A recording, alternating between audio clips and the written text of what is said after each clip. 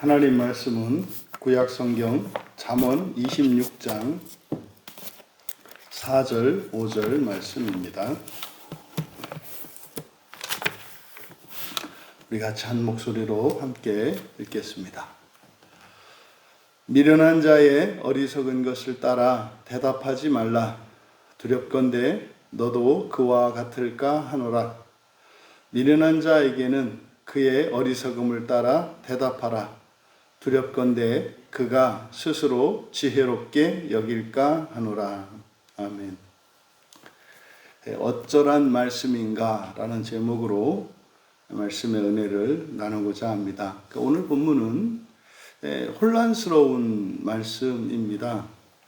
그래서 4절에서는 미련한 자에게 대답을 하지 말라고 말씀하시고 5절에서는 미련한 자에게 또 대답을 하라고 말씀합니다.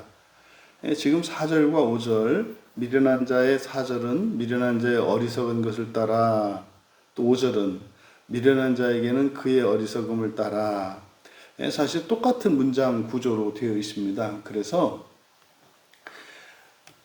어리석은 자에게 대답을 하면 나도 똑같이 그 사람과 같이 어리석은 자가 되기 때문에 대답하지 말라는 것이 4절이고, 또 5절은 미련한 자에게 대답을 하라는 겁니다.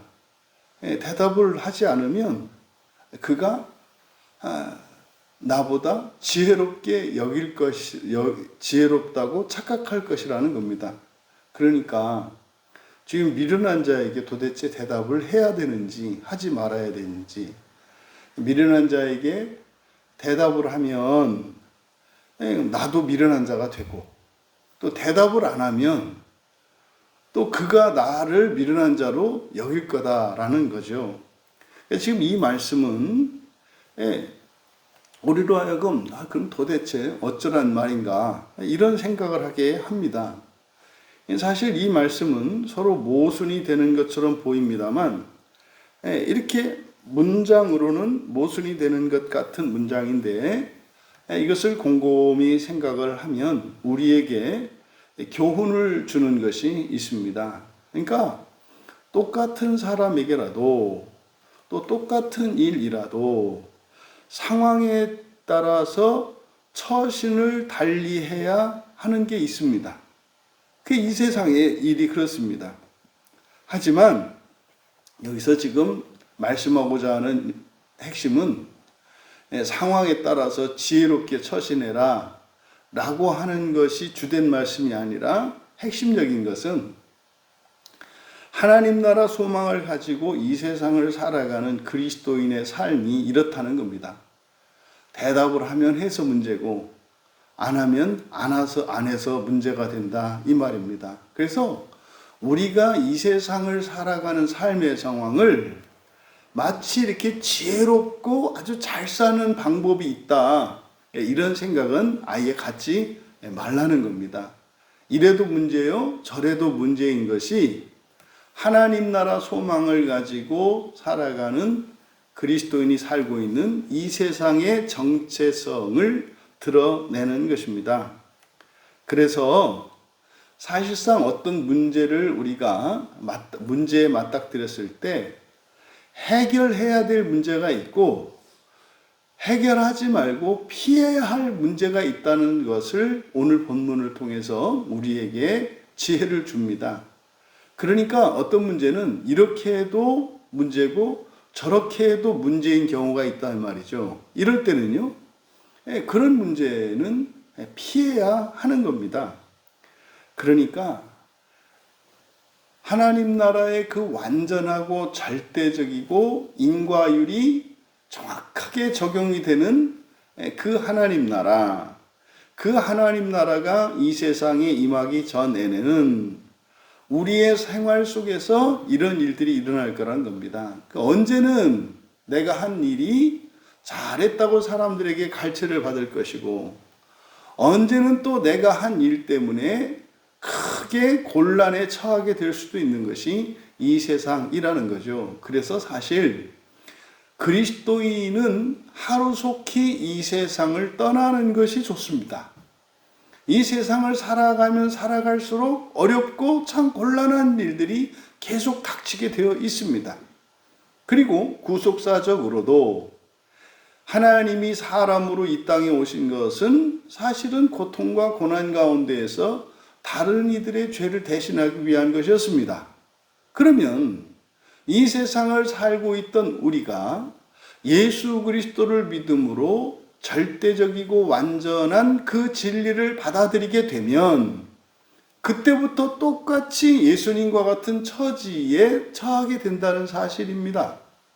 이렇게 하면 저것이 문제고 저렇게 하면 이것이 문제고, 그래서 문제 속에서 사실 어떻게 하는 것이 답이다 라고 말할 수 없게 되는 것이 예수님을 믿고 하나님 나라 소망을 가지고 살아가는 사람들의 실상이 되는 겁니다.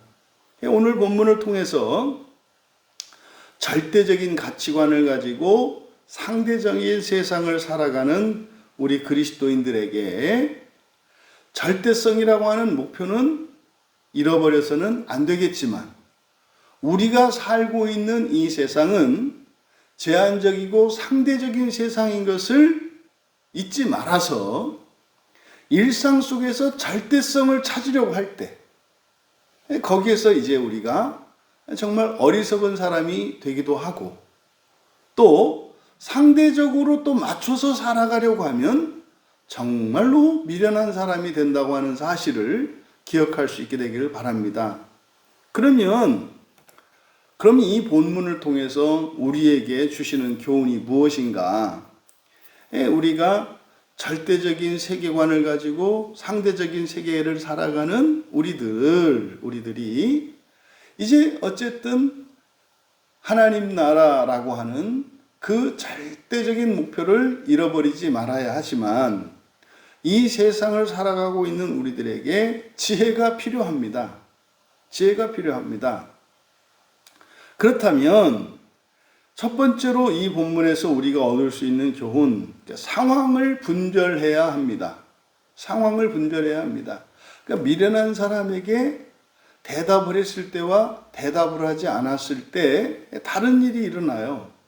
대답을 하면 사실은 이제 미련한 사람을 맞춰주려고 대답을 한 거거든요. 그 사람이 옳다고 해서 또 내가 그걸 몰라서 그러는 게 아니거든요. 근데 사실은 상대방이 내가 하는 말, 또 내가 하는 행동에 대해서 어떻게 생각할 것인지, 이것을 상황을 분별해야 한다는 거예요. 이때는요. 그래서 감정이 아닌 이성으로 판단해야 합니다. 그래서 같은 말, 같은 일도 언제나 일관되게 할 수 없는 거예요. 이 세상에서는. 이거를 기억해야 합니다.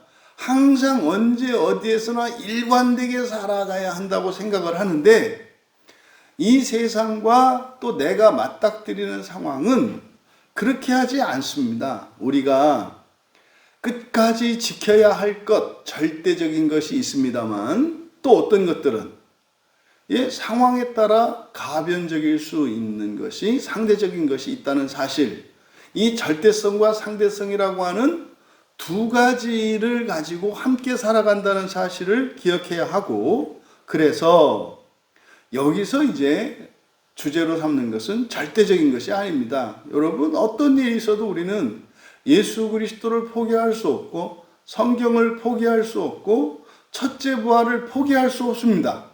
이거는 어떤 것으로도 바꿀 수 없습니다. 그런 의미에서 예수를 믿고 첫째 부활을 목표로 살아가는 사람은 이 세상에서 가장 행복한 사람들입니다. 여러분이 예수를 믿고 살아가는데 불행하다고 생각하십니까? 여러분의 환경과 여러분의 어떤 자질, 여러분의 과거와 미래에 대한 어떤 문제들, 아닙니다. 그것 때문에 여러분의 행복과 불행이 결정되는 게 아니에요. 여러분이 현재 나는 정말 이 세상에서 가장 행복한 자다라고 생각하는 분이 계시다면, 그분은 분명히 첫째 부활의 소망을 가지고 있는 사람입니다. 부활을 믿는 사람이고 첫째 소망을 가지고 있는 사람은 언제 어디에서나 어떤 상황 속에서도 가장 행복합니다. 그런데 그 소망이 없는 사람은 언제 어디에서나 어떤 상황 속에서나 어떤 사람과도 항상 불행합니다.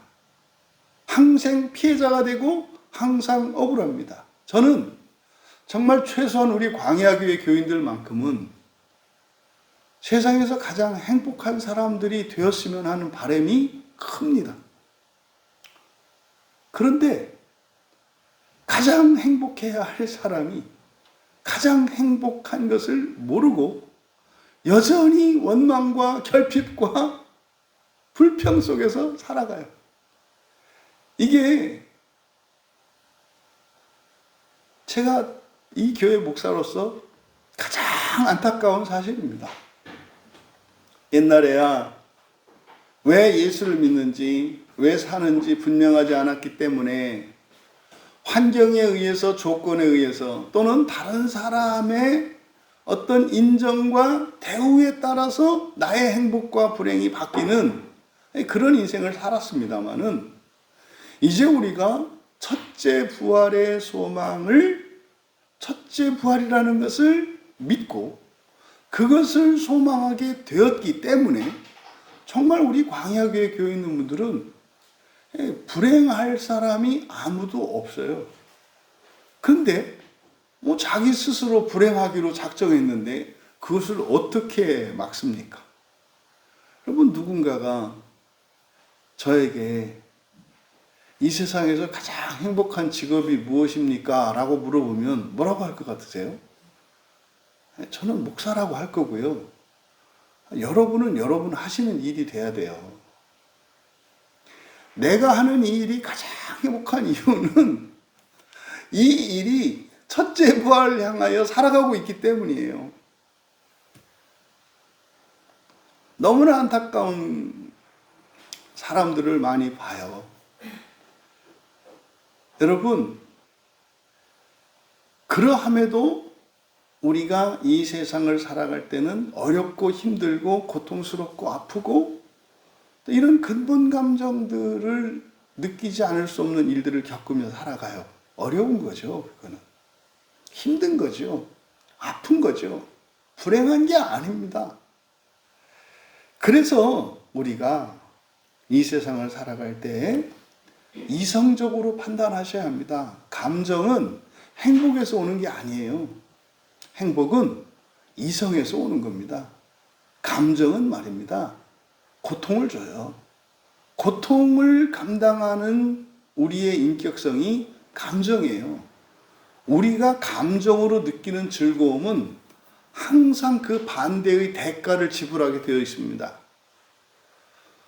누군가를 사랑하게 되면 누군가를 미워하게 되어 있습니다. 감정은 그런 거예요. 그래서 행복은 이성으로 행복해지는 겁니다. 행복해야 할 분명한 이유와 가치를 알아야죠. 그래서 이렇게 감정적인 사람들이 마치 행복감을 더 느낄 것 같습니다만 절대 그렇지 않습니다. 오히려 이성적인 사람들이 불만이 없습니다. 이성적인 사람이 훨씬 행복을 느낍니다.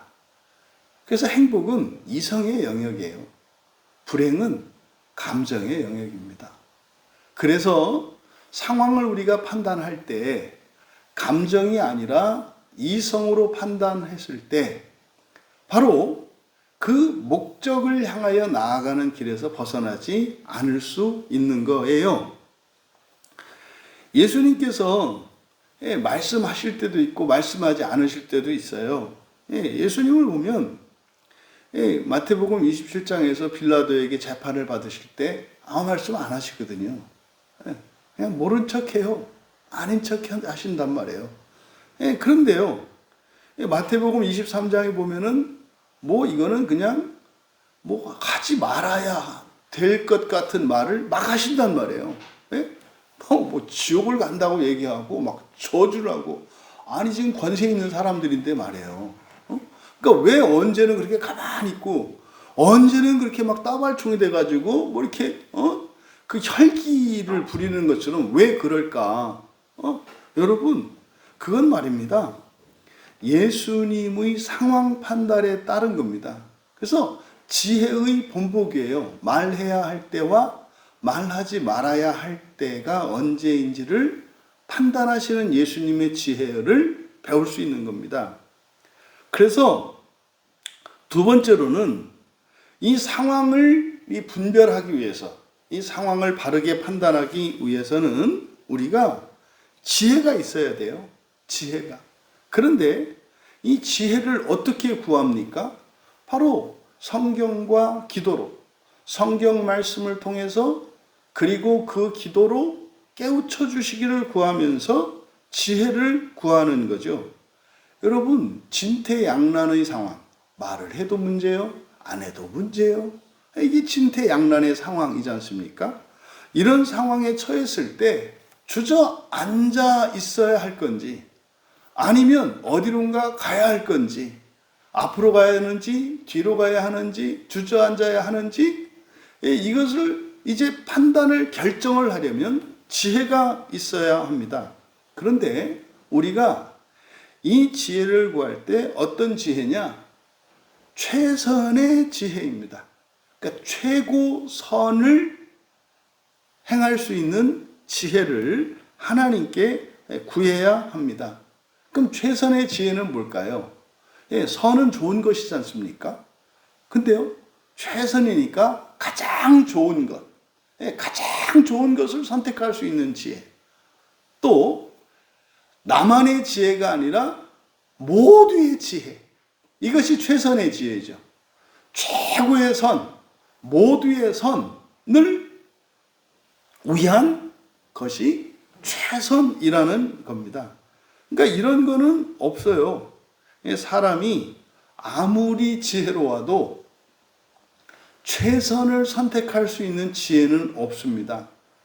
이 세상의 지혜, 사람의 지혜라고 하는 것은 기껏해야 나를 좋게 하거나 조금 더 좋으면 나와 가까운 이들의 작은 공동체의 선에 이바지할 뿐이지 누군가에게는 손해가 된단 말이에요. 이게 이 세상이 그래요. 그런데 그래서 우리가 지혜를 구할 때 최선을 위한 지혜를 구해야 합니다 할 때 이 지혜는 우리 지혜가 아니라 하나님의 지혜입니다. 그래서 야고보는 야고보서 1장 5절에서 지혜가 부족하면 하나님께 구하라고 해요. 약속이 되어 있다고 합니다. 이때 지혜는 사람의 지혜는 물론이요, 사람의 지혜를 능가하는 최선의 지혜인 하나님의 지혜인 줄로 믿습니다. 그래서 솔로몬이 왕이 되었을 때 하나님께 이렇게 분별할 수 있는 지혜를 구한다고요.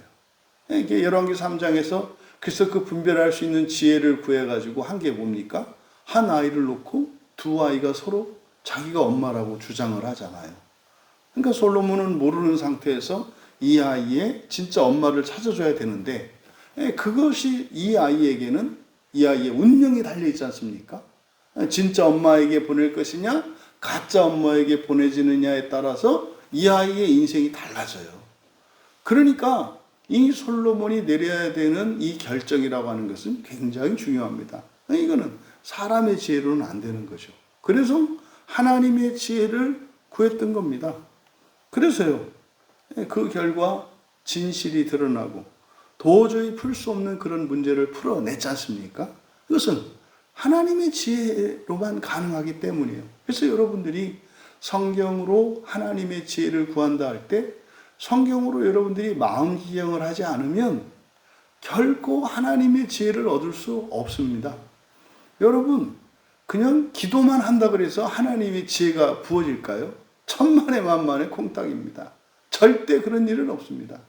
성경을 가지고 인간의 인격성으로 지혜를 발휘할 때 인간의 지혜를 하나님의 지혜는 신적 지혜로 바꿔주시지 그냥 하나님이 넣어주시는 것은 없다는 거예요. 그래서요, 성경은요, 정말로 때를 얻든지 못 얻든지 시간이 있든지 없든지 여건이 되든지 안 되든지 여러분들이 정말로 하나님의 지혜를 얻고자 한다면 성경을 놓아서는 안 됩니다.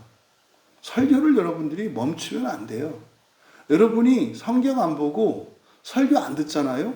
분명히 일상 가운데 손해보는 일, 어리석은 일을 하게 되어 있습니다. 반드시 하게 돼 있어요. 교회 잘 나오던 사람이 안 나와요. 그런 말입니다. 어디 가서 엉뚱한 일을 하게 되어 있어요. 왜요? 하나님의 지혜가 아니라 사람의 지혜로, 사람의 지혜도 기껏해야 자기 지혜로 살아갈 텐데 그 지혜가 내리는 판단과 결정이라고 하는 것은 결코 최고선은 절대 아니고 선도 아닙니다. 그래서 오히려 악한 것, 해가 되는 것을 생각하고 해가 되는 일을 하고 해가 되는 일을 결정하지 않을 수가 없어요. 사람의 지혜로 살아가면. 그러니까 여러분, 성경 읽고 설교 듣는 일은 최소한 우리의 피해를 최소화합니다. 내 인생이 무너지는 것을 최소한 막아줍니다. 그런데 그뿐만 아니죠. 나의 힘으로, 나의 지혜로, 사람의 지혜로 살 수 없는 더 좋은 인생, 더 존귀한 인생을 살아가게 합니다. 그래서 최선을 위한 하나님의 지혜를 구해야 한다. 왜요? 이 세상 자체가 진퇴양난의 상황이기 때문에 사람의 지혜로는 벗어날 수가 없다 이 말이에요. 근데 하나님의 지혜를 얻게 되면 어떻게 됩니까? 해도 좋고 안 해도 좋게 되는 거예요. 이 말을 바꿔보세요. 미련한 자의 어리석은 것을 따라 대답하지 마라. 두렵건대 너도 그와 같을까 하노라. 근데 말입니다. 미련한 자에게 대답해서 그를 지혜롭게 할 수 있잖아요. 하나님의 지혜는 그래요. 또 5절에 미련한 자에게 대답하라. 그가 지혜롭게 여길 것이다. 예, 미련한 자에게 대답을 했을 때 그가 대답하지 않으면 그가 스스롭게 지혜롭게 여기는 것이 아니라 하나님의 지혜로 대답하지 않으면 그가 자기가 어리석은 것을 깨닫게 합니다. 왜요? 하나님의 지혜는 성령으로 말미암는 것이기 때문에 내가 말을 하지 않았을 때 성령께서 상대방의 마음을 깨워서 상대방으로 하여금 자신의 어리석음을 깨닫게 하신단 말이에요. 이게 하나님의 지혜예요. 그러니까 말을 하든 안 하든 그것이 선이 되게 하는 것이 하나님의 지혜예요. 사람의 지혜는 말을 하든 안 하든 오히려 해가 되는 것이다. 그래서 어떻게 해야 된다? 하나님의 지혜를 구해야 한다.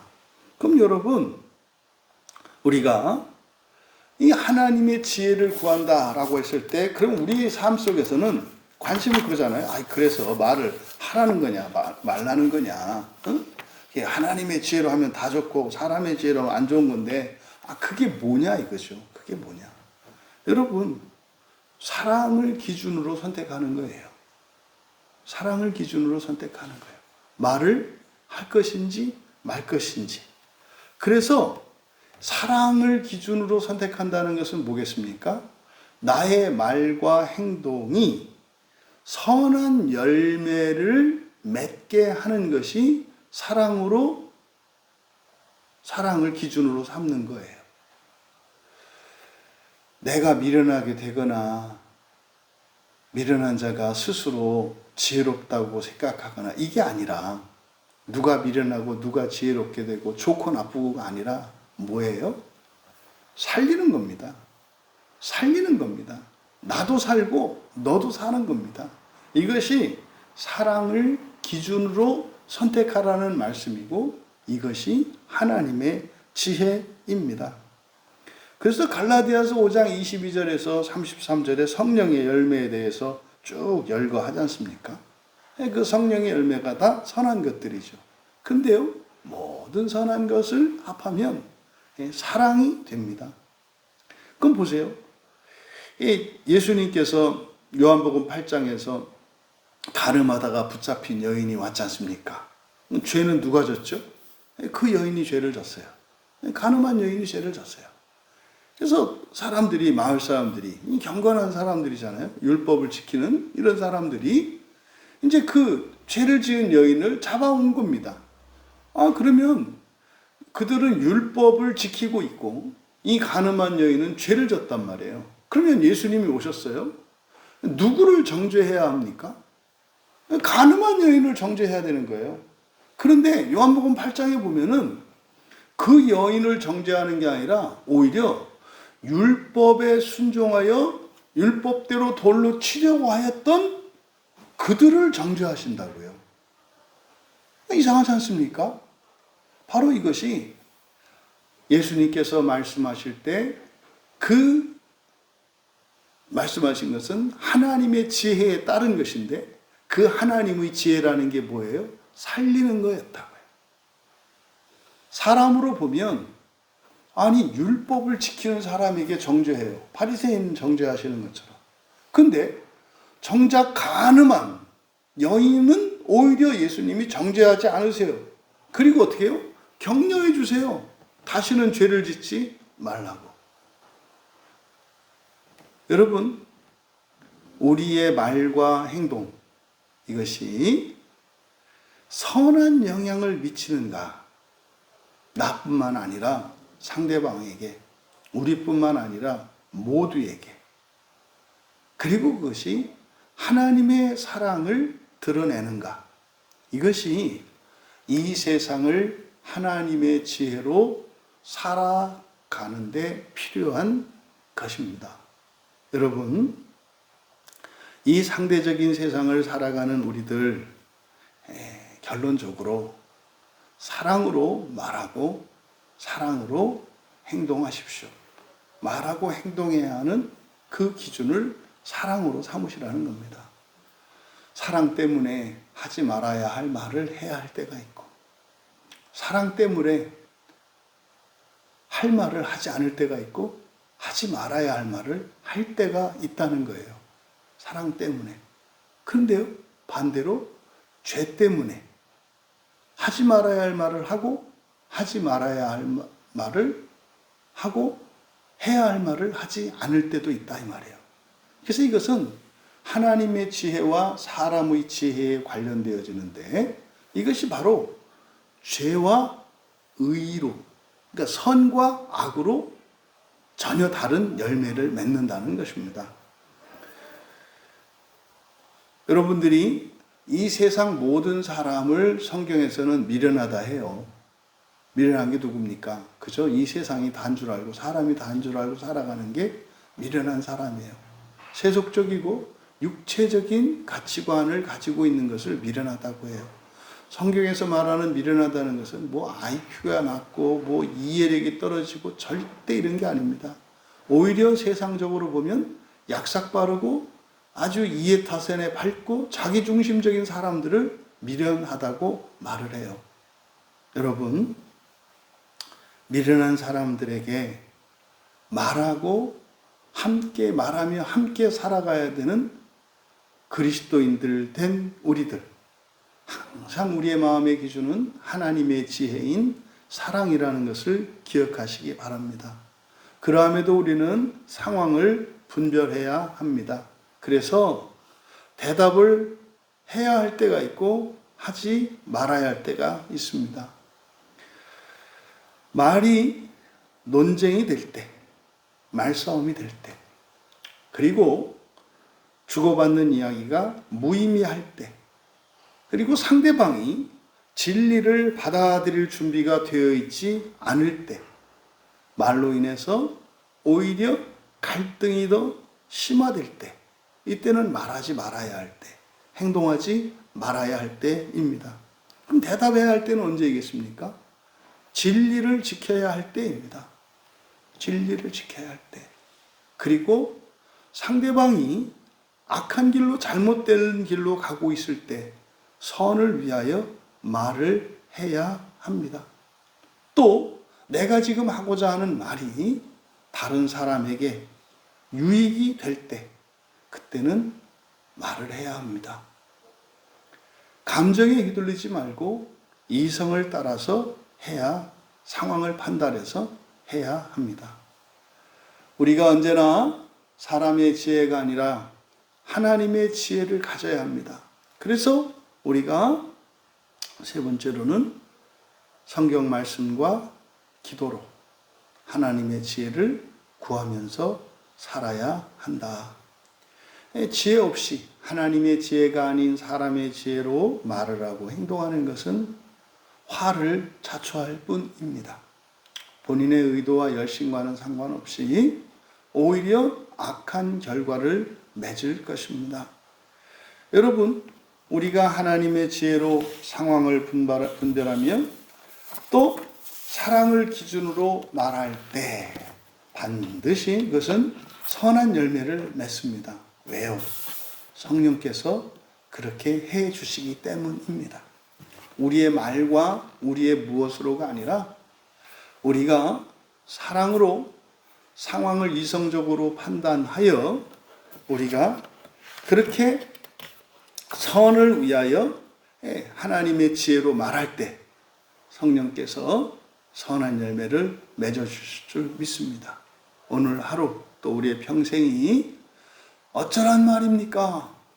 라고 해야 되는 것 같은 상황 속에서 하나님의 지혜로 이성적으로 바르게 상황을 판단하고 사랑을 기준으로 말하며 행동하며 그렇게 선을 위하여 살아가시는 우리 모두 되시기를 주님의 이름으로 축원합니다.